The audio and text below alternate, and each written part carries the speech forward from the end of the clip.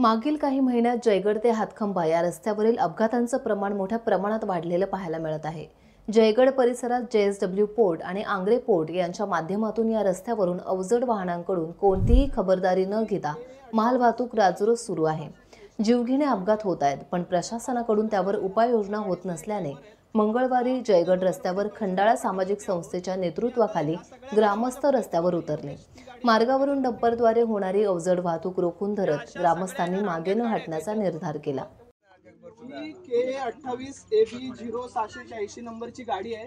कर्नाटक पासिंगची गाडी आहे। ह्या गाडीचे ड्रायव्हर आहेत। आम्ही आता लोहारवाडी कळजुंडी फाट्यावरती आहोत।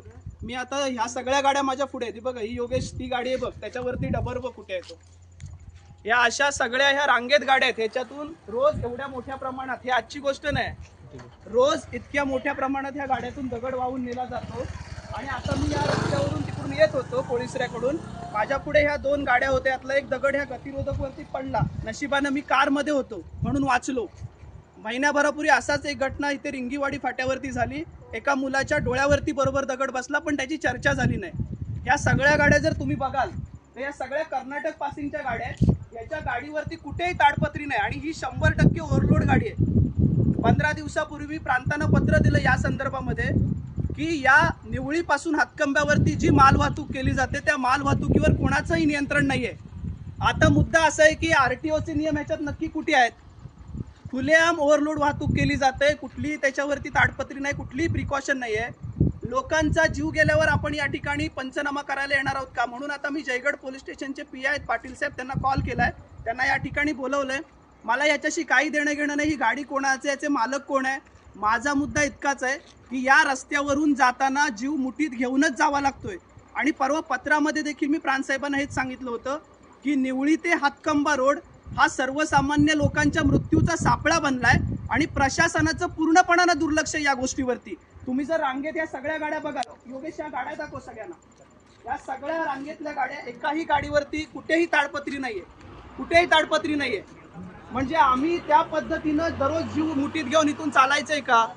आणि हे असं काही प्रशासनाचे नियम आहेत का की बाबा या संदर्भामध्ये कुठलेही नियम या ठिकाणी पाळायचे नाहीत? आज 15 दिवस झाले या ठिकाणी, पण एकदाही प्रांत ऑफिसमधून संपर्क झाला नाही, RTO ऑफिसमधून संपर्क झाला नाही, ना पोलीस स्टेशनमधून।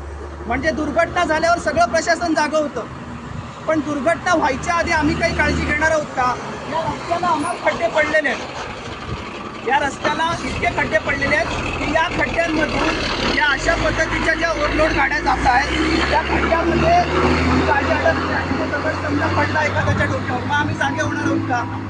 या सगळ्या संदर्भामध्ये प्रचंड रोष या लोकांमध्ये, पण कोणी हिंमत करत नाही या संदर्भात बोलायची का? तर ह्या सगळ्यांना नेत्यांचा वरदहस्त आहे। माझा जीव गेला तरी चालेल, मी कोणाला घाबरत नाही। माझं म्हणणं इतकंच आहे की जर तुम्हाला धंदा करायचा असेल तर प्रामाणिकपणे नियम पाळून तुम्ही धंदा करा, आम्हाला धंद्याला विरोध नाहीये, पण ही गोष्ट कुठेतरी थांबली पाहिजे आणि प्रशासनाने याची दखल घेतली पाहिजे। आज कित्येक दिवस झाले सलग कोण त्याच्याकडे बघायला तयार नाहीये। 15 दिवसामध्ये प्रांत ऑफिसला एकदाही वेळ भेटला नाही का की नक्की कशासाठी हे सगळं चाललंय? तर या संदर्भामध्ये आपण सर्व नागरिकांनी जागरूक झालं पाहिजे आणि या गोष्टीवरती आवाज उठवला पाहिजे असं मला प्रामाणिकपणे वाटतंय। आज या ठिकाणी मी बोलतोय का तर माझ्या बाबतीत ही घटना झाली म्हणून, पण येणाऱ्या काळामध्ये ही घटना प्रत्येकाच्या बाबतीमध्ये घडू शकते। या ठिकाणी आता आपलं पोलीस प्रशासन देखील आलेलं आहे, मी त्यांना धन्यवाद देतो की त्यांनी तात्काळ दखल घेऊन या ठिकाणी सगळी मंडळी आलेली। धन्यवाद। टाइम्स डिजिटलला लाईक करा, सबस्क्राईब करा, शेअर करा आणि बेल आयकॉन दाबायला विसरू नका। पाहत रहा टाइम्स डिजिटल।